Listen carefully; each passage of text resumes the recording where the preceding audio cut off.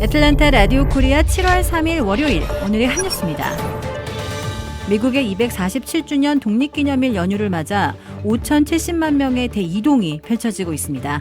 이번 독립기념일 연휴 여행객들은 6월 29일이나 30일에 여행길에 나서 독립기념일인 7월 4일이나 다음 날인 5일에 귀환하는 연휴 여행을 즐기고 있는 것으로 보입니다. 독립기념일 연휴에 50마일 이상 여행길에 나서는 미국민들이 사상 처음으로 5천만 명을 넘어서 5,070만 명으로 역대 신기록을 세우고 있는 것으로 예측됩니다. 올해 독립기념일 5,070만 명의 여행객들은 지난해 신기록이었던 4,870만 명보다 200만 명, 4.2%가 늘어난 수치입니다. 이는 또 팬데믹 직전인 2019년에 4,900만 명을 훨씬 넘어서는 것이어서 완전히 회복했음을 보여주고 있습니다. 그 가운데 대다수를 차지하는 4,320만 명은 자동차 여행객들로 전년보다 2.4% 늘어나며 역시 신기록을 세우고 있습니다. 지난 주말 볼티모어에서 총기 난사 사건이 발생해 2명이 숨지고 28명이 다쳤습니다. 미 동부 볼티모어 주택가에 있는 지역 축제장이었는데요. 잇따른 총성으로 아수라장이 된 현장에서는 구조 요청이 줄을 이었습니다. 독립기념일 연휴에다 지역 연례 행사인 브루클린 데이를 맞아 현장에는 시민 수백 명이 모여 있었습니다. 괴한의 무차별 총기 난사로 18살 여성과 20살 남성이 숨지고 28명이 다쳤습니다. 이 가운데 3명은 위중한 상태입니다. 경찰은 범행 직후 현장을 달아난 괴한을 쫓고 있습니다. 단독 범행은 아닌 것으로 보고 주변 CCTV 등을 뒤지고 있습니다. 볼티모어 시장은 범인을 반드시 찾아내겠다며 시민들의 적극적인 제보를 요청했습니다. 볼티모어 총기 사건은 올해 미국에서 4명 이상 사망자가 발생한 총기 난사 사건으로 337번째를 기록했습니다. 일론 머스크 테슬라 최고 경영자의 우주기업 스페이스X의 지원을 받는 비행 전기차가 미국 당국으로부터 시험 비행을 승인받았습니다. 경제매체 비즈니스 인사이더에 따르면 캘리포니아주에 위치한 스타트업 알레프 에어로노틱스는 이날 자사의 비행 전기차 모델 A가 연방 항공청으로부터 특별 감함 증명을 획득했다고 밝혔습니다. 알레프 에어로노틱스는 비행이 가능한 자동차에 대해 해당 증명이 발급된 것은 이번이 처음이라고 밝혔습니다. 이 회사는 스페이스X 등의 지원으로 모델 A의 개발을 진행해 왔습니다. 도로주행 및 수직 이륙 능력을 함께 갖춘 모델 A는 2명까지 탑승이 가능하며 차로 운행 시 약 322km, 비행 시에는 약 177km의 가량을 이동할 수 있을 것으로 보입니다. 판매 가격은 $30만 달러로 추정되고 있습니다. 알레프 에어로노틱스 최고 경영자 짐 듀코브니는 친환경적이면서도 신속한 방법으로 통근할 수 있도록 하는 이 차를 통해 개인과 회사가 매주 수시간씩 전락할 수 있을 것이라며 비행기에는 작은 발걸음이지만 자동차에는 위대한 도약이라고 말했습니다.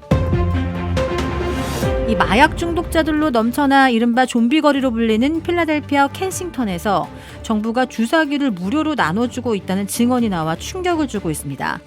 거리에 마약 중독자들이 넘쳐나 정부가 단속을 거의 포기했고 주사기라도 안전한 걸 쓰라는 의미에서 나눠주고 있다는 설명입니다.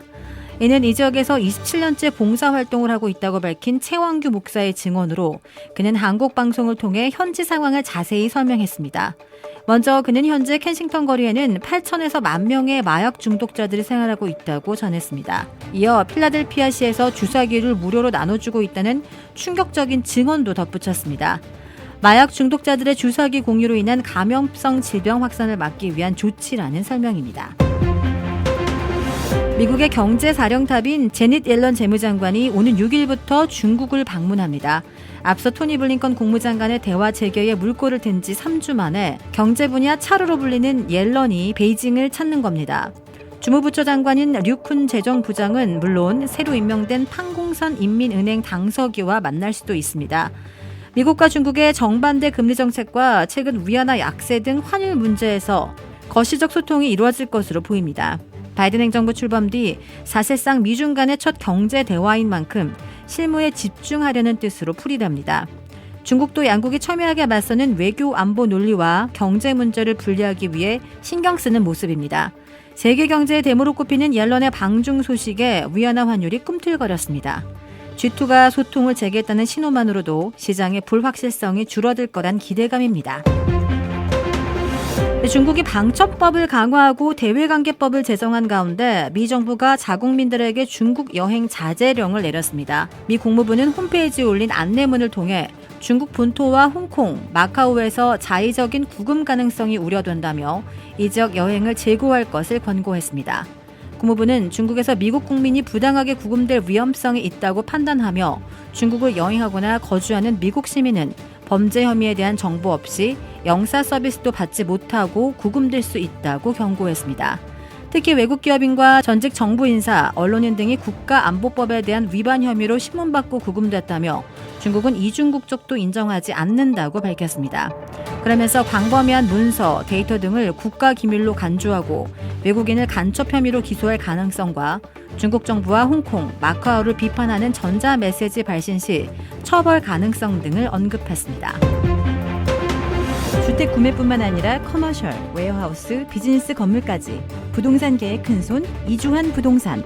크레딧 카드 빚 최대 80%까지 탕감. 크레딧은 지켜드리고 빚은 줄여드리는 O3 컨설팅이 오늘의 한 뉴스를 후원합니다. 이상 애틀랜타 라디오 코리아 7월 3일 월요일 오늘의 한 뉴스의 고지선이었습니다.